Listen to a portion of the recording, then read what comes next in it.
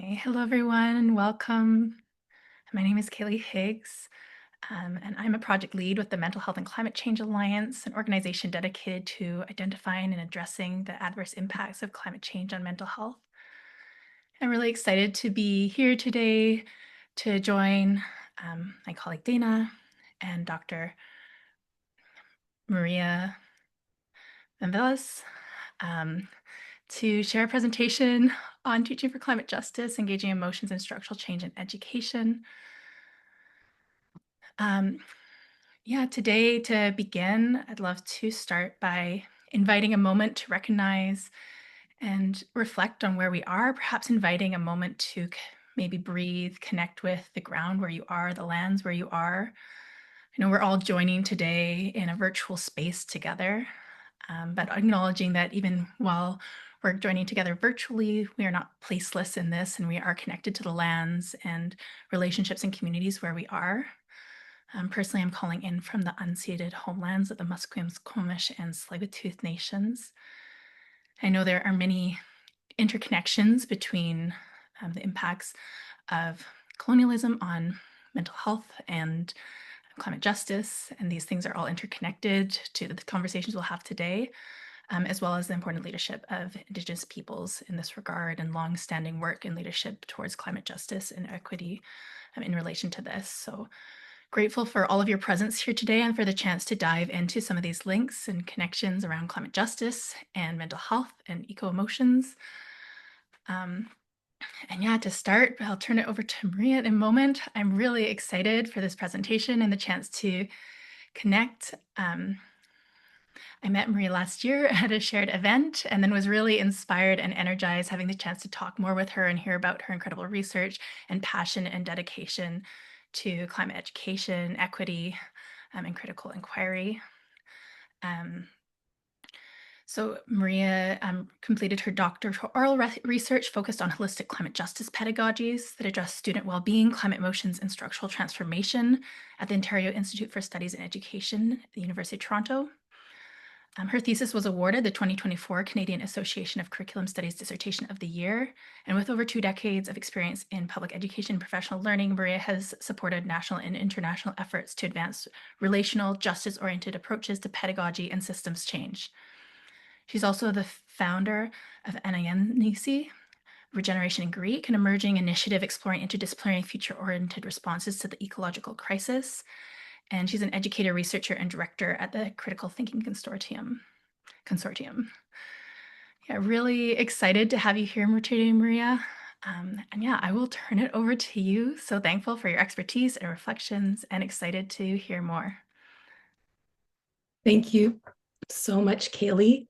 And really just want to extend a welcome to all of you. There are some familiar faces in this group, and it's really wonderful to see you. And just want to say there's even a parent of a former student who, that I've taught many years ago, and that really thrills me to see that thread from the years of being in the classroom to this work now. So thank you, Greg, for being here.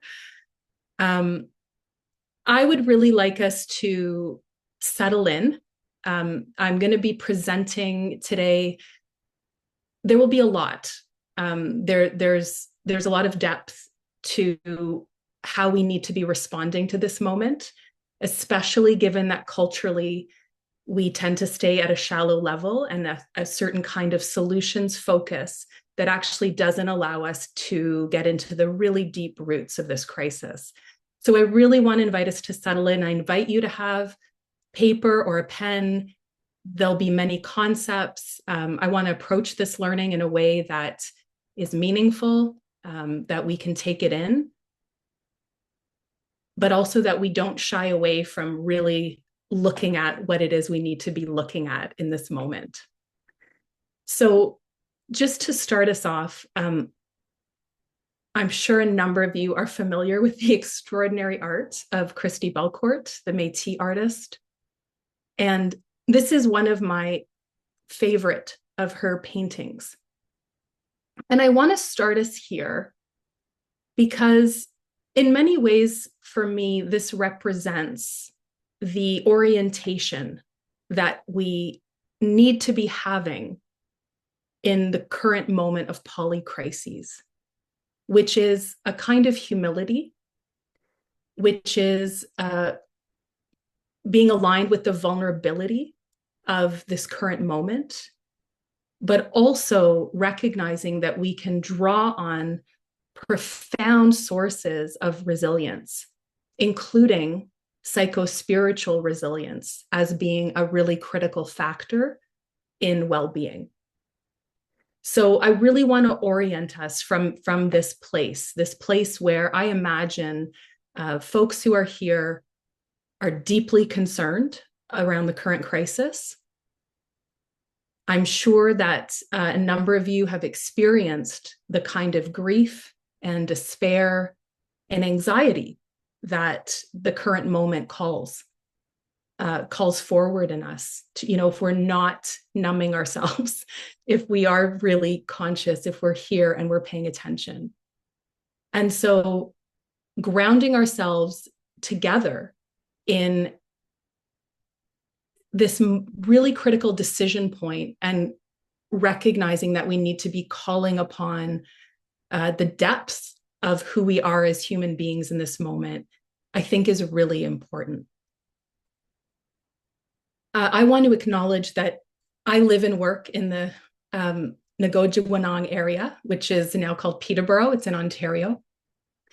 It is the traditional territory of the Michi-Saagiing Anishinaabe people, and it remains home to many First Peoples from across Turtle Island. Ngojigwanong means the place at the end of the rapids, and the land and waters in the place where I live have long sustained Indigenous peoples' ways of life, their knowledge systems, and their spiritual practices. And I recognize that this territory is covered by the Williams Treaties. And these treaties were intended originally to be commitments of sharing, of respect, and of coexistence, though they have too often been dishonored. And naming them here is one step toward accountability and a reminder of the responsibilities that come with living on treaty land. On a personal level, I live with my family on land that is now reimagined as a place of regeneration. The land around me, its trees, its gardens, pollinators, its waters, they sustain my spirit and they inspire my work. And I'm grateful for these relationships and mindful that my presence here is possible only because of histories of displacement and colonization that have caused harm to Indigenous peoples.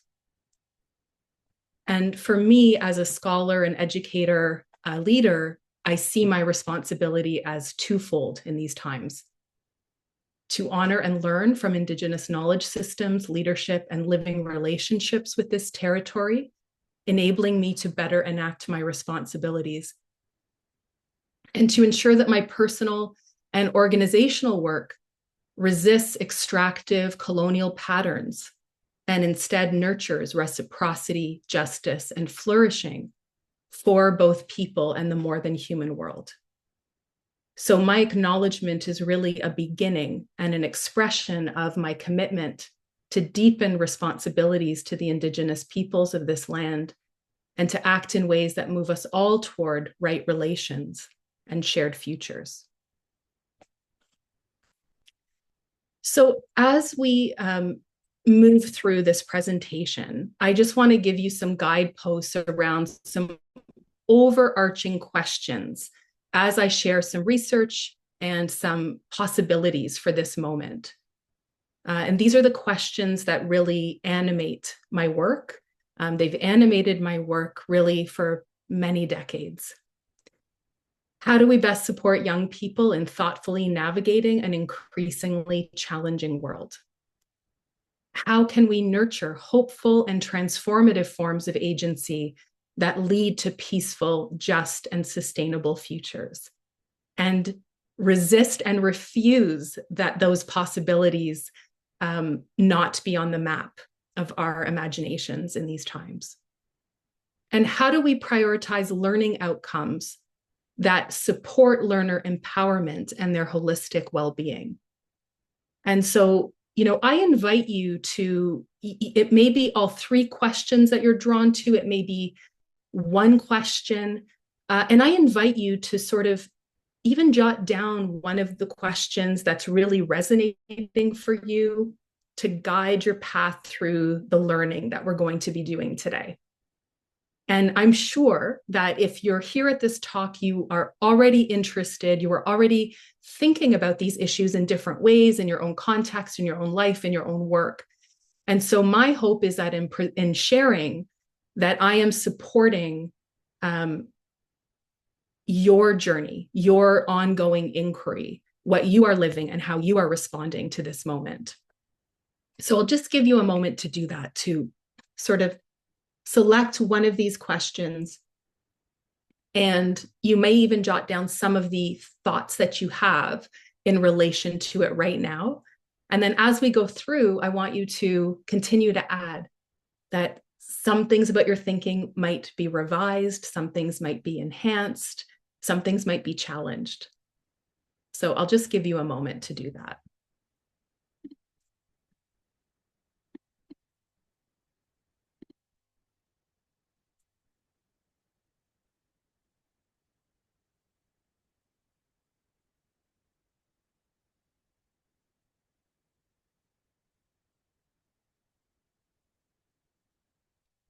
So what I'm really sharing, the core of what I'm sharing with you is my doctoral research project.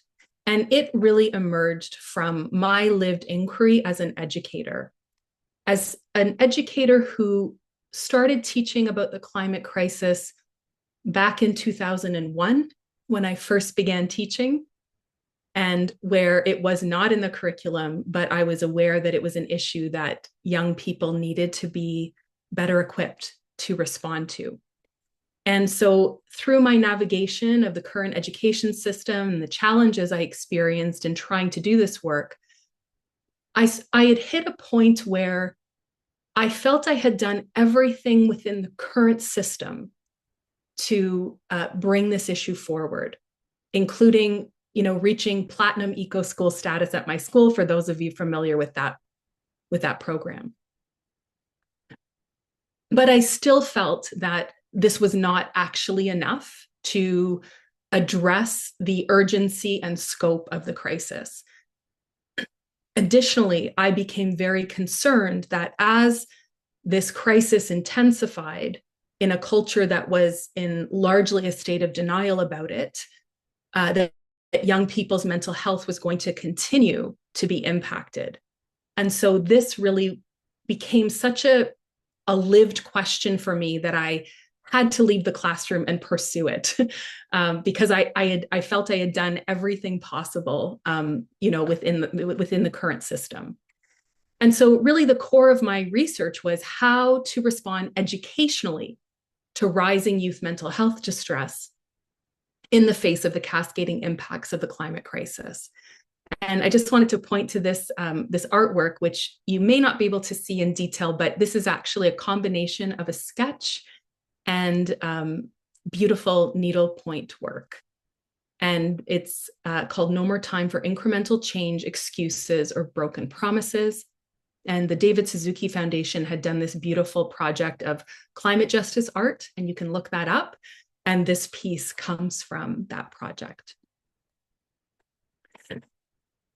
So I'm going to, as I present this research, there's some issues and elements of my research that I'm not going to go into in depth. I'm going to focus on the areas that I think would be most useful for folks who are thinking about how to move things forward in education. And of course, there's always many details in a research project that you can always reach out to me and ask for more detail. But, a key questions for me were involving how do participating teachers in this project educate about ecological issues, climate change, and/or climate justice. My project also involved youth activists. And so I wanted to bring their voices and have some comparison around how do the participating youth activists conceptualize climate justice. I also wanted to know how the educators were addressing and trying to nurture meaning, purpose, and hope in learners through their pedagogy. I also wanted to identify what educational experiences the youth activists identified as supportive of their well-being, and what resources and factors were informing, supporting, and or hindering the teacher practices.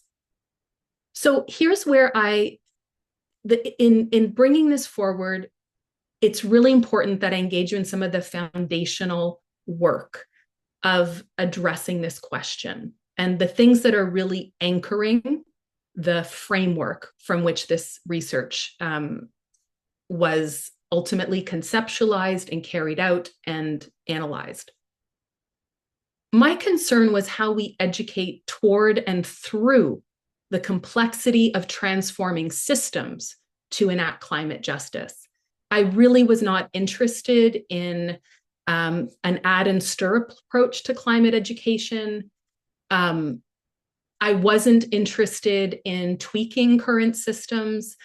I was recognizing that actually the systems that we're a part of are the ones who are contributing to the climate crisis. And so if we're going to be addressing mental health, we have to be orienting toward a transformation of systems. Otherwise, it is a band-aid solution to the mental health crisis. And if we're doing that, we are seeing the whole, we're identifying leverage points, and we're addressing root causes to create meaningful and lasting change. And of course, that's work from Donella Meadows on systems, for those of you familiar with her work. The climate crisis, as we know, is not just an ecological issue. It is a deeply systemic problem. It's tied to colonial histories, to capitalist exploitation, and to social inequities. And I contend that regenerative systems, when they are informed by decolonial perspectives, highlight the need for this fundamental shift in oppressive systems, which require, and this is sort of the key point, they require a reconnection to natural principles and to interconnection. So this is really foundational. Of course, navigating this shift is a very complex process. And the complexity of it underscores the dynamic and intricate interconnections between social, political, and ecological issues that are shaping both our personal experiences lived differently relative to our own positionalities and social identities, lived experience, and the larger societal systems that relate to the climate crisis. And so the complexity of this work requires adaptive and nuanced responses. There is no quick fix. There is no checklist. There is no one right answer to doing this work. But ultimately, if we are moving toward transformation as this critical dimension, if we're feeling the despair of the climate crisis, recognizing that things must change, then our notions of transformation have to be holistic, ontological in their approach. Because it's about dismantling systems that are perpetuating harm while regenerating new, just, and adaptive systems grounded in ecological sustainability and, yes, boldly, interdependence and love. Right? Love. Something that is not usually spoken about in our solutions. And yet love is really critical to our holistic well-being, to the well-being and flourishing of life on this planet. And so this conception of transformation is inherently counter and decolonial. When I bring these concepts of transformation right into education, I ground myself in work that was inspired by Edmund O'Sullivan. This is an extraordinary text. It was written in the 90s and it still has, I think, like a really profound impact. And I'd like to bring it forward for folks in education who maybe aren't familiar to see the incredible sweeping vision that Ed O'Sullivan brought forward. So this movement of transformation has really three key movements. So when we are thinking about pedagogical shifts, we're working with these three movements. One, we need to be critiquing dominant culture and ideology. But we also, at the same time, need to be pointing towards social imaginaries and visions of better and possible worlds. And we need to be developing alternative ways of being that are holistic, that are multidimensional, and that are capable of shaping regenerative planetary futures. So I'm going to really briefly just touch on the theoretical foundations. That this would take too long, but there was no existing theoretical framework for my research inquiry. And so a big part of my research and what I'm focusing on it with you today is the conceptual framework to do this, to engage in this kind of, to nurture transformative agency in young people through education. So one of the key foundations is we actually have to teach about ecological issues toward greater justice. That is really key. And that involves engaging with the complexity of this issue, but also that climate justice education is necessarily political. So when we try to depoliticize, I argue very clearly that this will not at all lead to the kind of robust transformative movements that are needed in this moment. Another key foundation is pedagogies that actually nurture action and activism. And so these are the kind of critical, experiential, and participatory pedagogies. And they're pedagogies that are decolonizing democratic and environmental citizenship. And finally, I think that I argue that one of the key contributions of my research is to bring these pieces around the ecological and the notions of climate justice, the action and activism, but also the relational well-being as being critical to how we are educating. And that means attending to the whole learner in climate education and engaging the psycho-spiritual dimensions of climate education. So I think this is one of the key differences and contributions of the research is this focus on the psycho-spiritual in order to nurture the resilience and sustain this work in an increasingly challenging world. So, visually to represent this and to kind of give a sense of when we're trying to move towards a deeper regenerative educational response, there's many factors that impact our ability to engage our social location, our political and cultural context. There's all kinds of constraints, funding, policy, but this is designed as helpful framework so that we can actually assess the work that we're doing and try to move it towards the deeper decolonizing dimensions. So what you'll see on the left are those three planks and foundations that I just identified, and we're starting to braid these together. We're trying to create a framework that's flexible and generative and supportive for analyzing and distinguishing approaches. And we're also locating current climate justice education. And I put that in brackets because not many school systems are actually engaging in climate justice education.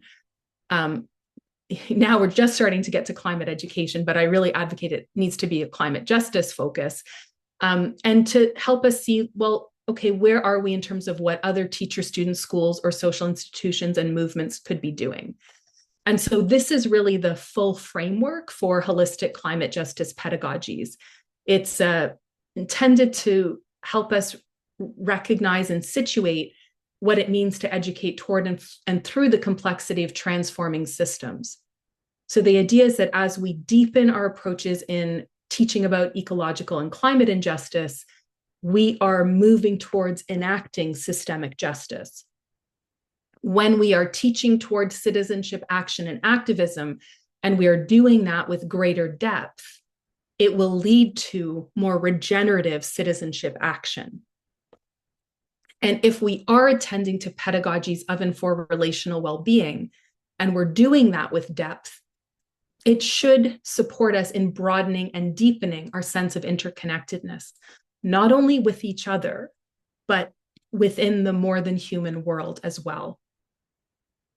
So, and as we're doing that work, that's a process of complex decolonizing. I just want to pause here because I recognize that that is a lot to take in, and just to check in on questions, how people are feeling in this moment, if this is resonating, if this is helpful.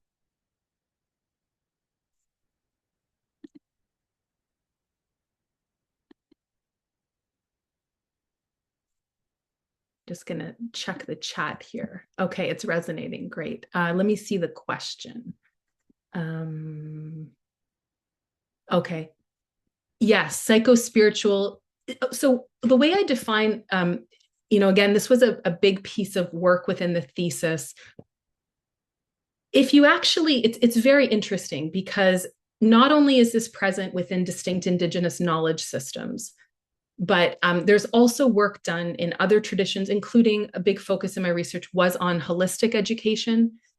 This is about what's been identified in children is a relational consciousness. And I would posit that for a number of you, you might already be resonating with what I'm saying, that when you were a child, there was some sense in you of being deeply connected to other life forms on this planet. And unfortunately, within current colonial, patriarchal, supremacist cultural context, that relational consciousness is often educated and socialized out of us. So, you can turn to, for example, Dr. Marie Batiste, Decolonizing Education. She talks about the learning spirit.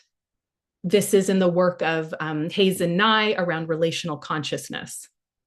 So when I'm talking about psychospiritual, I am talking about that relational consciousness. And so as we engage more deeply with that in mind, we are in fact regenerating that reality.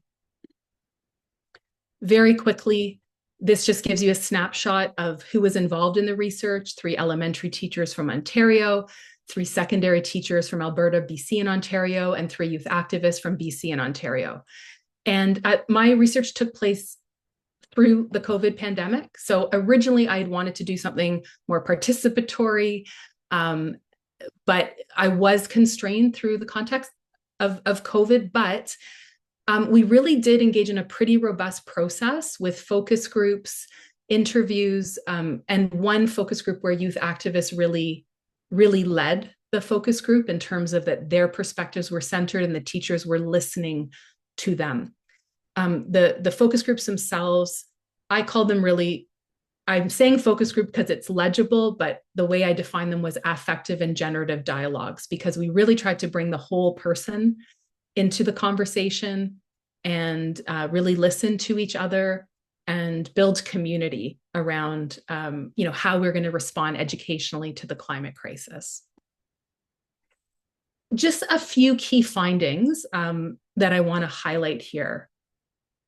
So one of the key findings was that teachers, especially because, and now this is changing, but especially because climate change is not really taken up in the curriculum the way it needs to be. And if we're going to find it, we're going to find it in science and geography.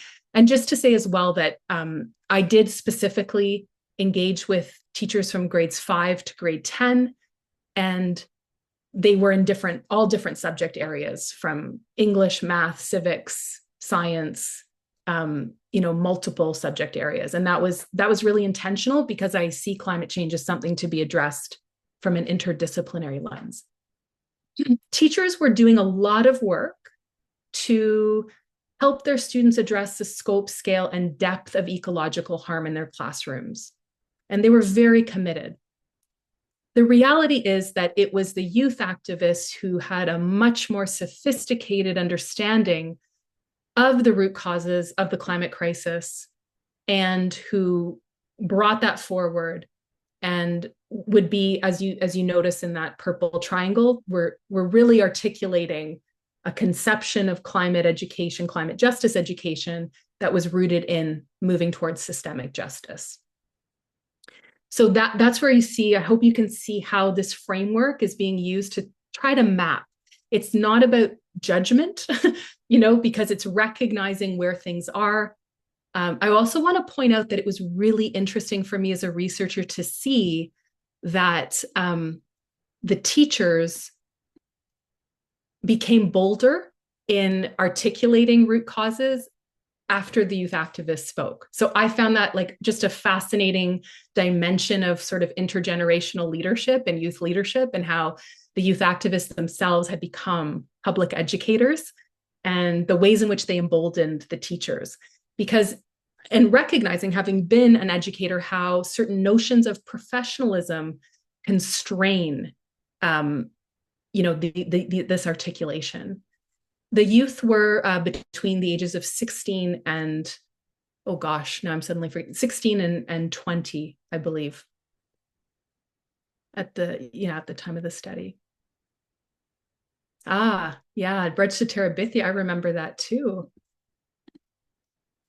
Then in terms of, again, I'm just giving you very high level findings. In terms of teaching for how to nurture meaning, purpose, and hope, the teachers were really trying to make assessment more authentic. They were really frustrated with testing culture and things that were meaningless to kids. So they were doing things like testing salinity of oceans.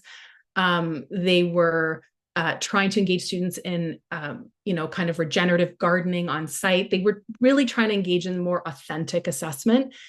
Relevant inquiry-based learning was actually one of the top pedagogical moves that teachers were making to nurture well-being.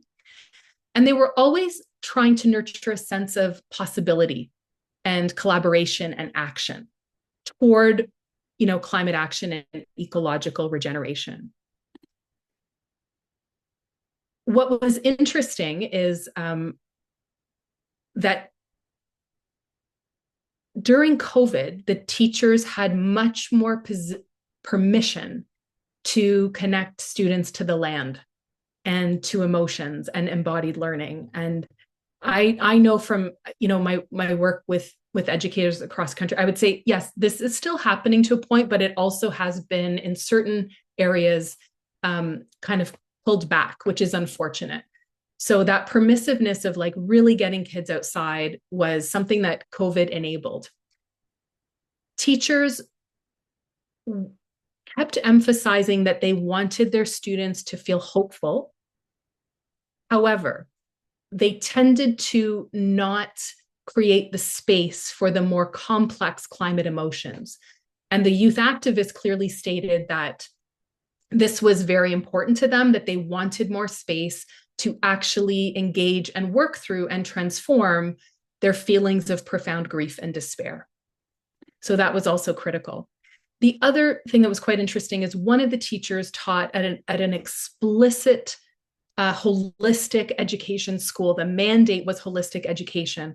That was the only educator who articulated pedagogies that intentionally nurtured a deep sense of interspecies interconnection. And that was done at the holistic school. So you see here the youth activist Fallon, we've not been raised in a collective care-based education system. This is a cultural issue. I'd like to see students given the opportunities to envision what kind of future they would like. A generative, regenerative collective that is community-based, that's hopeful and empowering to focus on action-oriented responses to the crisis. I'm not going to spend much time here, but these were the sort of structural supports and hindrances. I think a lot of these would be very recognizable to people who are trying to identify how to move forward in climate education. The one thing I would highlight here is what came through is the philosophical foundations of education, how teachers began to recognize that this relational consciousness, that this sense of interconnectedness actually needed to be an orientation and a priority within education, not something at the periphery, but something that really called forward, how we're thinking about education in this time. Here's a great example of a teacher after the youth activists spoke, teachers started to become more political, started to feel more emboldened. And so she said, capitalism doesn't care about interconnectedness, just profit. It doesn't care about people, doesn't care about justice. You have to almost go away from what our society is pushing to actually teach for justice, whether it's climate or racial or anti-oppression or whatever kind of justice. The lens you're looking through, we have to get away from our whole system of society because it just pushes looking out for ourselves. And when you're teaching for justice, it's really about looking out for everybody else. So this would be a whole other talk. So all I'm going to do is, again, very high level, 6 principles that I identified for teaching and enacting these kinds of holistic climate justice pedagogies. We need to be nurturing an interdisciplinary understanding of both oppressive and regenerative systems. Learners today need to understand the systems that are both oppressive and the ways that systems work to be regenerative so that they can contribute and develop the agency for that transformation. Relational paradigms, which includes bringing affect, emotions, the body, that sense of interconnectedness is very critical. Because this is political work, public education systems remain one of the more capable sites. This comes from the work of Dr. Kathy Bickmore, my supervisor, to do this kind of constructive conflict work in schools and decrease polarization, challenge disinformation, contend with difference in productive ways. That's really needed. Relevant critical inquiries and authentic assessments, that our notions of citizenship education begin to orient toward collective and intergenerational action, not just learning about, where do I go and write my letter to my member of parliament, but the citizenship learning is really focused on collective intergenerational action. And of course, to do this, we need robust structural support for this kind of transformative learning. I just want to briefly share some work that we're doing at the Critical Thinking Consortium. It's a national not-for-profit. We have worked for many years within education systems where the question is like, how do we actually teach quality thinking? And our mission statement is nurturing quality thinking that inspires action for a flourishing world. And we engaged in a very comprehensive process to highlight 7 transformative thinking habits that we think should be a priority within education to help learners navigate a challenging world. And again, this is a whole other talk and workshop, but I just wanted to point to some directions of what this could look like in practice when we start to really emphasize these kinds of thinking habits as a core priority for development within education. And I wanted to think about that as well in the context of AI and how nurturing quality thinking is actually more important in the context of AI. These thinking habits are really powerful dimensions of holistic intellectual growth that enable learners to build agency and confidence in tackling difficult problems. And they can be explicitly taught. This is really a key part of our work at the consortium is we translate theory into how do we actually do that? What does that look like in a classroom? What are the specific moves that teachers can make to do that? And as part of this, we are taking very seriously the call from policymakers worldwide for this courageous move from the current mainstream ontology of separateness and self-centeredness toward one of entanglement and connectedness. And of course, we know that these ontologies are foundational within many Indigenous knowledge systems, and they're integral to any kind of robust learning about ecology, the environment, and land. We really can engage in meaningful learning around these dimensions of life without a shift in our ontological perspective. And so when we're really thinking about supporting learners to address these multidimensional challenges with care and insight and knowledge at a deep level, it does require a more habituated stance of dynamic thoughtfulness, because it's that kind of thoughtfulness that helps us chart powerful pathways through inspired motivation coupled with wise action. And so we do believe that nurturing this kind of transformative thoughtfulness is what engenders hope to flourish in the face of these profound difficulties and helps move us away from the kind of cynicism and despair that can be easy to develop as just reading the daily newspaper. So I also, just as I close, I want to introduce an initiative. This has been many years in the making, true labor of love for me. I'm a director at the consortium. 70% of my time and 30% of my time I'm dedicating to this initiative.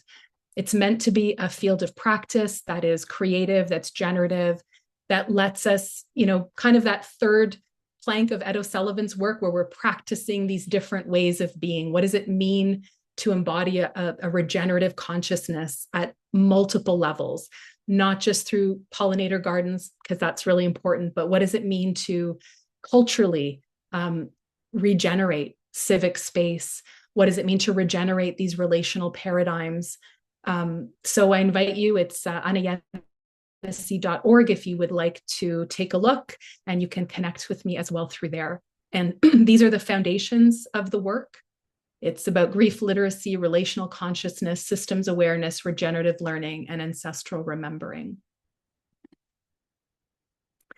And sort of just to close this off, I want to bring in bell hooks and thinking about the psycho-emotional, psycho-spiritual well-being and coming back to love, coming back to loving this earth allows us to love ourselves more fully. And grounding ourselves in love is a very profound antidote to the kind of horror and terror, quite frankly, that's being unleashed in our world at the current moment. So I hope there is something that you're taking away from this talk. I've got my email address there where you can reach out to me. And I would love to just spend a little bit of time right now with any questions, that you might have for me.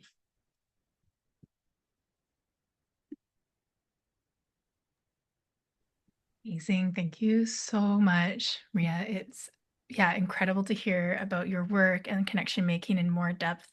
So appreciate the perspective and all the different strands you're weaving together. So much gratitude for all of your work on this. And also an apology. I think I said your name wrong right at the beginning in my enthusiasm and nerves. Okay. So please correct me, but I believe it's Dr. Maria Vamvalis.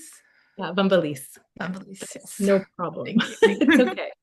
So apologies. Welcoming questions if folks want to either drop things in the chat or put up your hand, and I will make it so folks can come off mute if you want to chime in. I think there was also a comment a little earlier about saying love that youth are more aware of structural systemic oppression and curious about if the fact that older adults don't get this as clearly, if that has a big impact on their mental health as well. So absolutely. And just to say to that I think some of the recent studies starting from 2021, the big study from Carolyn Hickman et al. That I'm sure a number of you are familiar with, I think it said very clearly that one of the key contributors to youth mental health distress is that they feel a sense of moral injury from adult and leader inaction, the kind of gaslighting. So I think that's absolutely the case. Thank you. Yeah, absolutely. And Anna, I see you have your hand raised. Would you like to come off mute and ask your question? Thanks so much. Thank you so much, Maria. I've been kind of following you on Instagram for a while and through other forums or whatever. So it's wonderful to meet you here and learn about your research. And I guess I'm having trouble kind of formulating my question, but I guess it's like sometimes when I come across terms like holistic, psychospiritual, I appreciate that you're giving us lots of tools to think like really critically about pedagogies and but like have you come across some examples of pedagogies that fail like kind of fail to have a critical approach? And like personally I took a kind of rewilding or a wilderness type of course. I did it virtually, not actually on the land, although there was options. But when I dug a little deeper, there were some like kind of concerning things. Like I noticed that individualism kind of, even though you were coming as a group, there was this kind of message around individualism. I started hearing some kind of like even misinformation, like even around misinformation, vaccines, like it was starting to kind of intersect, and no references to like when we're on the land, we're on indigenous land, and yeah. So if you yeah, maybe just Yes. can comment. So it's not really a question. I'm No, just kind of I figuring feel out. I'm Yeah. really understanding, and I'm really, really appreciative. And this is exactly why the work that I did was developing the conceptual framework for holistic climate justice. That what I'm articulating is the need to actually integrate the political, critical, and relational. And that if we are only doing the one, we know, I mean, Naomi Klein in Doppelganger, I think, articulated it really clearly about what happened during COVID and what we're seeing, RFK and, all of these pieces when we don't have an astute political and critical analysis. So that is one of the foundations of holistic climate justice pedagogy. The justice piece, we need a right analysis. We need an anti-colonial, anti-capitalist, anti-supremacist, anti-patriarchal. That's foundational. What has often been missing, though, in that work that has led to burnout, that leads to not being able to sustain these movements, is the absence of the relational and the holistic and the psycho-spiritual. And that's why I articulate that has to be woven into the political education, because that's what actually allows us to be resilient and sustain ourselves and our relationships with each other. Think about the number of political movements you've been in that fracture and the burnout, right? And where has that gotten us? Who is leading in this time? And what does that kind of lack of relational well-being do to our political commitments? Right? So that's the key piece, is that it is absolutely critical in political education, but it needs the relational and psycho-spiritual to be resilient, to support our well-being, and to develop really meaningful regenerative movements right now. Does that help, Anna? Yeah? Okay. Thank you so much, Anna, for that question and for, your thoughtful response. I think Ashley has a hand up as well. Hi, thank you so much for this really informative talk. I unfortunately missed the very beginning, so I apologize if the answer might have been answered at the beginning. But so I am, I guess, federally what would still be considered a youth. But I've been working in youth like environmental education spaces for the last few years. And I find it really interesting and challenging that I can see even just 2 years younger than me. I'll be 26 in a few months. It's just like pure apathy that has evolved, has come about, and it's pretty strong in, I'd say, like the 5 to 10 years below my age. But then you don't see it at all with younger kids, and that's where I've been working the most with. So I'm wondering if you have any practical suggestions on how to even just like crack through that really strong wall to start these conversations. That's one part, but also another part, and I wholeheartedly believe that anything environmental is inherently political in today's day and age. But I actually work with a charity, and it's really great. It's a nonprofit. I believe in that structure. But then there's also that huge restriction where we're actually technically not supposed to be political. And it's the weird You can only do a certain amount of advocacy, right? When you work with it. that's it. So it's hard to I don't know, is there a way to be sneaky about it, perhaps, is my question. So I guess there's two parts to that. Uh, I don't know if what your thoughts might be. I mean, these are really big questions, and certainly I don't have a one size solution to the complexity of that, like what's happening with young people. But this is kind of what comes in with the, the sort of second plank of the framework is around pedagogies for action and activism. And, I do think that unwinding of what's happening with young people, that is the result of a whole cocktail of things, including what's happening in social media, what's happening in the news, not being connected to land. So I think there's so multiple entry points to this. There is getting students out on the land as one antidote. There is engaging students in really meaningful inquiries as another.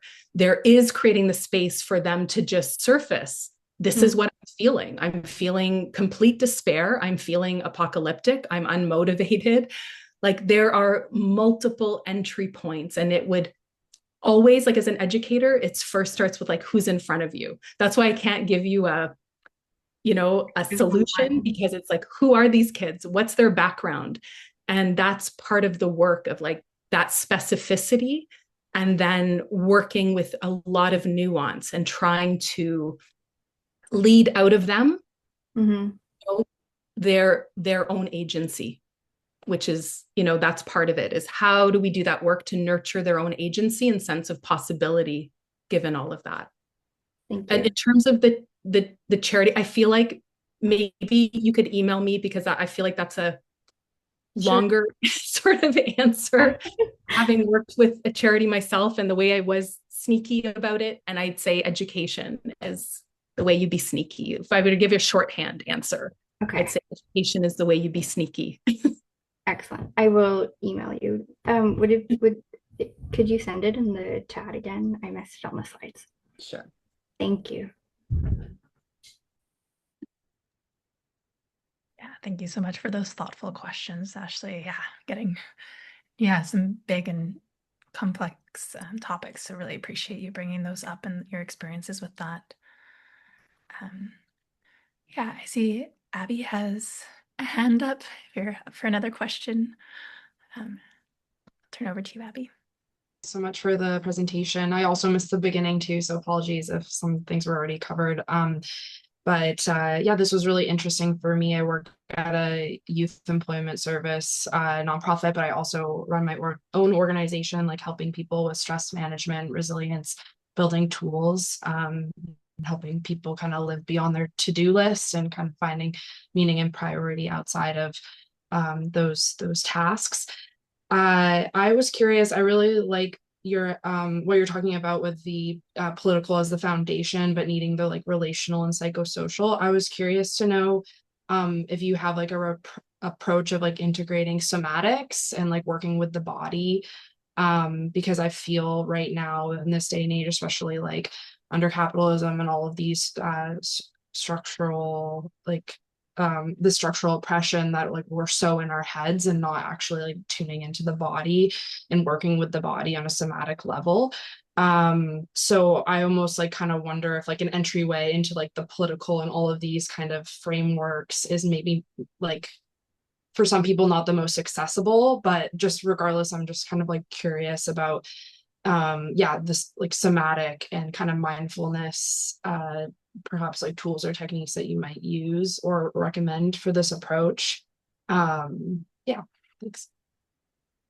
Yeah, I'm so grateful for your question. So it's really interesting, actually. My master's, before I went to teachers college, was a very isolating experience because I was focusing on my thesis was called "Of the Despisers of the Body," and it was an exploration of what I call the repressed feminine in Western culture. And I don't use that word along a gender binary. There's in-depth psychological terms, even within different Haudenosaunee communities that I've worked with and supported. This term about really, again, this sense of interconnectedness and embodiment and being part of life is really, really important. So I would say that's actually more of an ontological foundation for my work, is the body and reconnecting with the body. Trauma-informed approaches are really important. We are all carrying multiple traumas, cultural, personal. And so I would say that, again, there's really multiple like techniques that are used from breathing to gentle movement to proprioceptive writing, right? There's just so many different ways that we can, as we do this work, engage with the body. And part of even in the research process, like that interspecies work that was being done at the holistic school was really about, it was grounded in Joanna Macy's work, adapted to, these classrooms and young people becoming the plants and becoming the, coyotes. And that was transformative for them because they embodied, they felt in their body what it is to, inhabit, of course, like limited because we're human, but that movement. So just to say, I really agree with you. The somatic piece is, I would say, foundational really to this work. Yeah, that's just not really being addressed in school. And so it didn't come up in my research in that way because it's not happening. So I can't report on what's not happening, but this is where the relational consciousness, I think, leads us back into the body. I think we can only experience that really by reconnecting with ourselves, our hearts. Thank you. Thank you so much. Really appreciate that question and those reflections, Maria, and drawing on, all the work that you've done in the past in relationship with that. I realize we're coming to the end of our time together. Are you open to one more question? Especially from Sabrina. Okay, yes, I'll pass it over to Sabrina then. Thanks so much. So much, Maria, for such a great presentation. And I'm so excited to read your thesis and get more in the weeds of all this stuff. I was really curious from kind of like I guess a process orientation, if you could speak a bit more about how you designed the focus groups, as you said, to be kind of affective and generative dialogues. If you could say a few more words about that. So we always started, they always started with, first of all, a land acknowledgement that was, would bring us deeper into just our sense of shared accountability and responsibility, like just to start there. And we had group agreements that were developed. So that was another key piece of how, we had framed the space. And you can read about that a little bit more in the thesis itself. We used like a process-oriented group agreement, simple, but really helped sort of set a structure where conversations could unfold. And I think a key piece was there would be, there was different questions and ways that we engaged. So we engaged at times, not only in conversation, but there were moments where at that time Jamboard still existed. So we also gave time for people to focus their own thoughts, gather them, and then we would talk together about what was there. And that sort of became generative because it wasn't just people talking, but then people having time to write, and then we had time to reflect. And the other piece that I think matters, and it sort of builds on this notion of somatics, I think the presence that the facilitator brings into the space makes a huge difference to how that becomes, a safe and brave space. There's no such thing as a fully safe space, but a brave and psychologically trying to create psychological safety. I would bring myself into it. I was not a removed participant, and I would bring my vulnerability and talk about my own climate emotions as a way to, just start the process and build that resonance. So, there were multiple ways. I think I still, as you learn as a researcher, like there's other things I would do based on my experience, ways that would deepen that. Other structures I would use. Conversations were, did generate a lot of richness. Thank you so much. Amazing. Well, thank you all so much for the thoughtful questions and responses. And thank you so much again, Maria, for the incredible presentation and all of the work and frameworks and sharing. And yeah, amazing interconnections you're drawing to support well-being and justice and youth agency in these spaces and this time. Yeah, so much deep appreciation for your work and for their time today. Yeah, and I've dropped the links to the websites that Maria shared in the chat if anyone wants to follow up on that. I will also note that we do have another knowledge exchange like this in about a month. I'm talking about EcoLens, which is climate storytelling that the BC Centre for Disease Control is starting and relating back to climate and well-being and mental health. So if you're interested in that, I've also dropped that in the link in the chat. But yeah, otherwise, I don't know if you have any final words you want to share, Maria, but just so much deep gratitude to you and your work and your time here today with us. Thank you so, so much. We're just grateful to everyone who came, and so we can continue, in different ways. I hope that what I shared just supports the important work that I know each of you is doing in your context. So really, really happy that you were able to join today. Thank you. Yeah, and reach out at any point. Thank you so much.